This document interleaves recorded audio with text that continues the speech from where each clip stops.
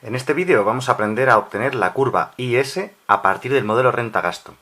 Para ello vamos a necesitar dos gráficos, uno encima del otro. En el gráfico de la parte de arriba, que estoy dibujando ahora, vamos a representar el mercado de bienes.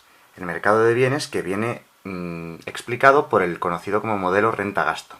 Ese mercado de bienes se representa en unos ejes, como podemos ver aquí, en el cual el eje vertical es la demanda de bienes de la economía, que solemos simbolizar con la letra Z, y en el eje horizontal tenemos la renta u oferta de bienes de la economía.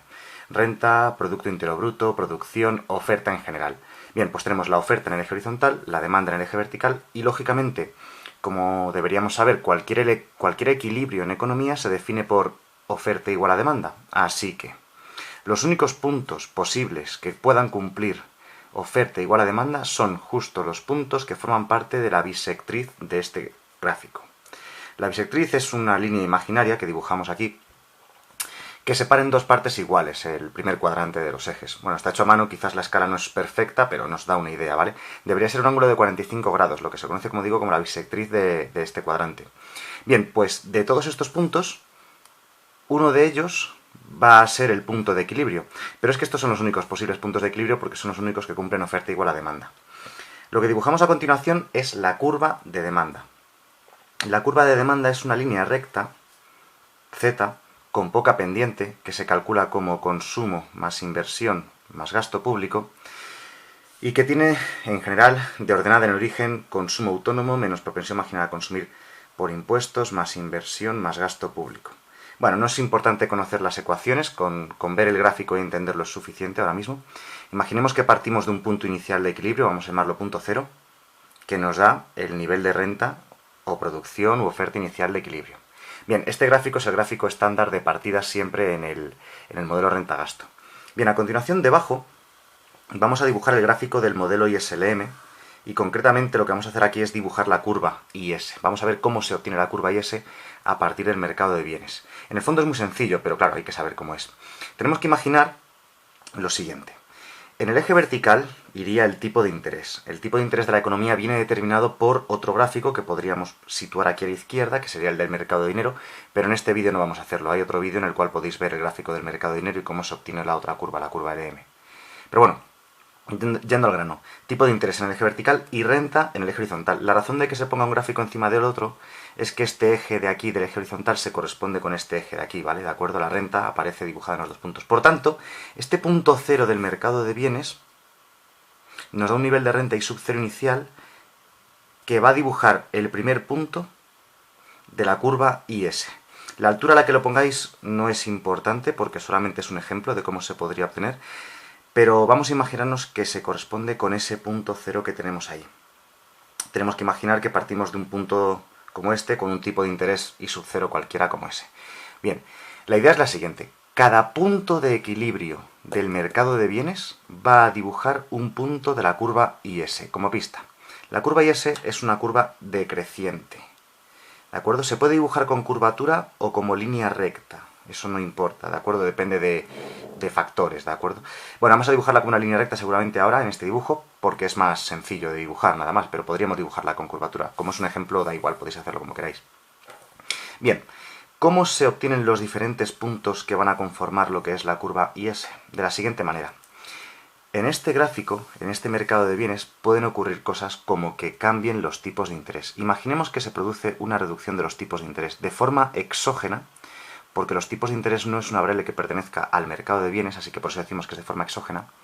Una bajada de los tipos de interés hace que sea más barato pedir dinero prestado, ¿de acuerdo? Porque el tipo de interés son los intereses que hay que pagar por los préstamos. Cuanto más bajo sea el tipo de interés, mayor va a ser el nivel de inversión en la economía, porque es más barato pedir prestado, entonces las empresas se animan más a invertir en nuevos negocios, fábricas, bueno, ese tipo de cosas, ¿no? Así que se eleva la inversión, y cuando la inversión se eleva, la demanda se va a desplazar paralelamente hacia arriba. ¿De acuerdo? Vamos a hacer el desplazamiento paralelo hacia arriba de la curva de demanda, lo cual en este mercado de bienes nos daría un nuevo punto de equilibrio. Vamos a llamarlo punto 1. Bien, para ese nuevo punto de equilibrio vemos que el nivel de renta de la economía aumentaría. Pues bien, este nuevo punto de equilibrio del mercado de bienes nos va a dibujar otro punto de la curva IS, que es de lo que va este ejemplo. ¿De acuerdo? ¿Qué ha ocurrido? Una bajada de los tipos de interés eleva la inversión, desplazando la curva de demanda de bienes hacia arriba. Y este punto se corresponde con un nuevo punto que tiene que estar un poquito más abajo porque hemos dicho que se corresponde con un menor tipo de interés. Bueno, aproximadamente, vamos a dibujarlo por aquí, es un dibujo aproximado. Ese punto se tiene que corresponder lo que ocurre con el nivel de renta en el gráfico de arriba con lo que ocurre con el nivel de renta en el gráfico de abajo. Ha aumentado un poquito la renta de la economía ante esa bajada de los tipos de interés, como hemos explicado en la parte de aquí arriba. Bien, han bajado los tipos de interés, eso provoca un desplazamiento hacia arriba de la curva de demanda, lo cual eleva la renta, como podemos ver aquí en el gráfico. ¿Y si fuese al revés? Y si en lugar de ser un incremento, mejor dicho, una reducción de los tipos de interés, nos ponemos en el caso contrario, una subida de los tipos de interés? Si los tipos de interés suben, se hace más caro pedir prestado. ¿Por qué? Porque el tipo de interés son los intereses que hay que pagar por los préstamos, así que cuanto más altos son, menos incentivos hay a invertir. Así que una subida de los tipos de interés provoca una caída de la inversión. Como la inversión es un componente de la demanda, si la inversión baja, la curva de demanda se desplazará paralelamente hacia abajo. Vamos a hacer un desplazamiento paralelo hacia abajo de la curva de demanda. Eso nos dará un nuevo punto de equilibrio. El nuevo punto de equilibrio sería este nuevo punto de aquí. De toda la curva de demanda, el único punto que pertenece a este eje imaginario que hemos dibujado al principio de 45 grados. Es el único posible punto de equilibrio, es el único punto en el cual se cumple que oferta es igual a demanda, como en los otros puntos. Eran los únicos puntos de toda la curva de demanda que pertenecían a la bisectriz del primer cuadrante, por tanto eran los únicos puntos de la curva de demanda que podían ser de equilibrio. Vamos a llamarlo punto 2, ¿de acuerdo? Para ver la comparación. Este nuevo punto de equilibrio se corresponde con un tipo de interés mayor. Si lo representamos gráficamente hacia abajo, el nivel de renta es un nivel de renta menor, habría provocado una caída en la renta, ¿de acuerdo? Que se correspondería en el gráfico de abajo con un nivel de renta inferior. Como digo, el nivel de renta del gráfico de arriba se tiene que corresponder con el nivel de renta del gráfico de abajo. Como decíamos al principio, cada posible punto de equilibrio del mercado de bienes va a ir dibujando un punto de la curva IS. Este nuevo punto, como se corresponde con un tipo de interés un poquito mayor, vamos a dibujarlo más o menos, a ver que quede una línea recta aproximadamente estará a esta altura, más o menos, que se corresponde con un tipo de interés, como digo, un poquito mayor que el inicial, y si vamos uniendo todos estos puntos, al final serían infinitos puntos. Si hacemos infinitos desplazamientos hacia arriba y hacia abajo, iríamos obteniendo infinitos puntos, infinitos posibles puntos de equilibrio del mercado de bienes que irían dibujando infinitos posibles puntos de la curva IS, hasta que al final acabamos obteniendo una curva IS completa. ¿De acuerdo? Bueno, en cada economía la curva IS puede ser recta o puede ser curva dependiendo de muchos factores. En el mundo real siempre sería una curva, porque sería mucha casualidad que fuese recta, ¿no? Con exactitud.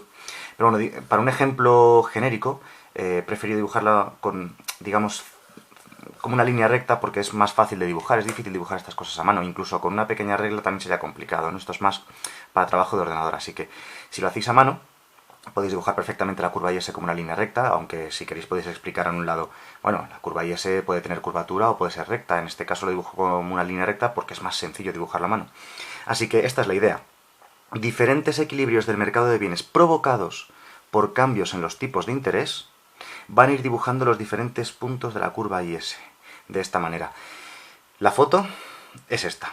Pero el proceso es un poquito más difícil, ¿verdad? O sea, hemos tenido que ir paso a paso. Empezad siempre poco a poco. Empezamos por el punto 0, dibujamos el punto 0 de la curva IS y poco a poco vais haciendo un desplazamiento hacia arriba, otro hacia abajo. Podríamos haber hecho 4, 5, 6, 10 desplazamientos, 200 desplazamientos para ir dibujando cada uno de los puntos. Hemos dibujado únicamente 3 puntos porque es suficiente, más que suficiente para explicar el aspecto de la curva IS y su procedencia.